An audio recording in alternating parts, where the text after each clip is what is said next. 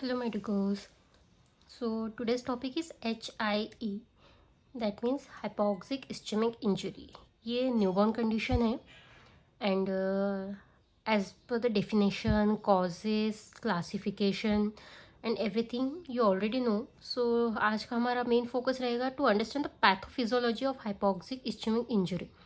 Now the word itself describes that it is the injury which is caused to the brain due to hypoxia, that is hypoxia induced ischemic injury to the brain. Now how is this ischemia is causing damage? So we will learn shortly about that. So before starting we need to know about basic structure of the brain. So the area which is mostly affected due to HI is the watershed area of the brain. Now what is watershed area? So watershed area वो area होता है brain का जहाँ पे दो major arteries के terminal arterioles connect होते हैं. जैसे कि सपोज ये ब्रेन का एक एरिया है, this is one large artery and that is the another large artery. So इनके जो टर्मिनल आर्टेरियोल्स जहाँ पर इंटरसेक्ट हो रहे हैं that is the watershed area.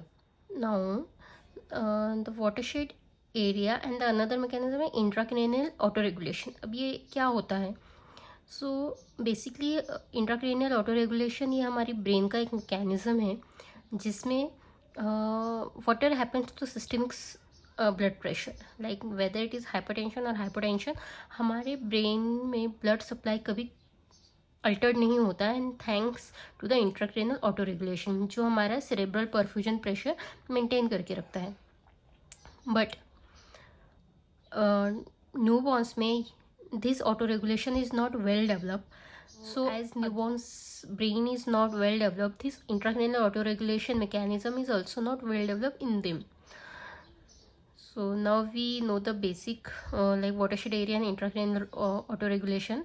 Now next part is, so in preterm and term this watershed area differs. Okay, so anatomically preterm में जो watershed area होता है वो मेजरली पेरीवेंट्रिकुलर रीजन में होता है एंड इन टर्म ये पैरासजाइटल एरिया में होता है. सो इससे होता क्या है ना कि if the baby is preterm and he suffered from HIE, so उसका मैनिफेस्टेशन डिफरेंट रहेगा because it includes periventricular region. And अगर टर्म बेबी है सो उसमें क्योंकि ये वाटरशेड एरिया पैरासजाइटल रीजन में है तो बेबी का प्रेजेंटेशन डिफरेंट रहेगा. Okay, so let's learn about the metabolic changes. Okay, so our body works in the aerobic metabolism, but what happens in hypoxia? Because there is deficiency in oxygen, our body adapts and it try to work in the anaerobic metabolism. But anaerobic metabolism के जो substrate होते हैं like ketones, lactate, acetate, they themselves need some amount of oxygen to work. Okay, and again जो anaerobic metabolism में ATP produce होते हैं that is far less compare to the aerobic metabolism. So overall होता क्या है ना body में, there is decrease ATP production. अभी ध्यान से सुनना, this decrease ATP production causes increase excitatory amino acids which is glutamate. अभी थोड़ा खिचड़ी होना स्टार्ट होगा, so let's understand this. In our brain there is a presynaptic neuron and the postsynaptic neuron and the third one is glial cell. Okay, तो सब कुछ यहीं in our brain we have presynaptic, postsynaptic and the glial cell. So this glutamate is mostly released from the presynaptic vesicles into the synaptic cleft and it acts on its receptors which are NMD and AMP receptors. Okay, so अब क्या हो रहा है, जो हमारा presynaptic neuron है it has sodium potassium channels which are auto regulated by the ATP. So वो क्या करता है ना कि it maintains the action potential of the neuron and ज़्यादा ट्रिगर होने से प्रिवेंट करता है. But what is happening as we are having decrease ATP production, this sodium potassium auto regulation gate hits and presynaptic neurons continue, they lose their action potential and वो hyper excite होते हैं, and because of that there is increase glutamate release in the synaptic cleft.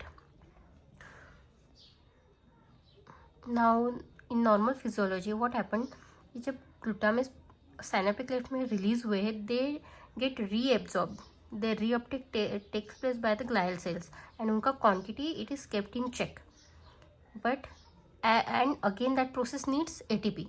Now we don't have ATP, so their reuptake is not happening, and the level is increasing in the synaptic cleft. If their level increase in the synaptic cleft, they will trigger their receptors, which are NMDA and AMP. The main function of these receptors are they causes calcium influx into the postsynaptic neurons. Okay, so now calcium जो है it mainly triggers the enzymes in the cell, which are protease, lipase, endonuclease. Okay, and if these enzymes get triggered, so they will destroy the cell membrane and the DNA, which will then ultimately cause the cell death. So back to the circle, what happens in HIE? There is cerebral edema. Now there are two mechanisms to cause the cerebral edema. One is cytotoxicity and another is vasogenic.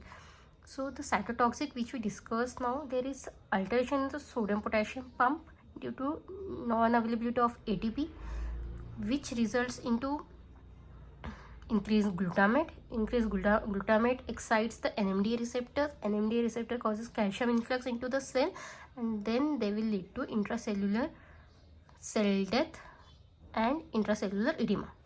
In vasogenic, what happens? The smooth muscle cells of the endothelium, the terminal vessels are not well developed, and they due to their damage they will lose the blood brain barrier of the inside our cranium, and that will lead to the extracellular edema. So ultimately there will be intracellular as well as extracellular edema, which will cause cerebral edema, and which ultimately is the pathophysiology of HIE, that is hypoxic ischemic encephalopathy. Okay.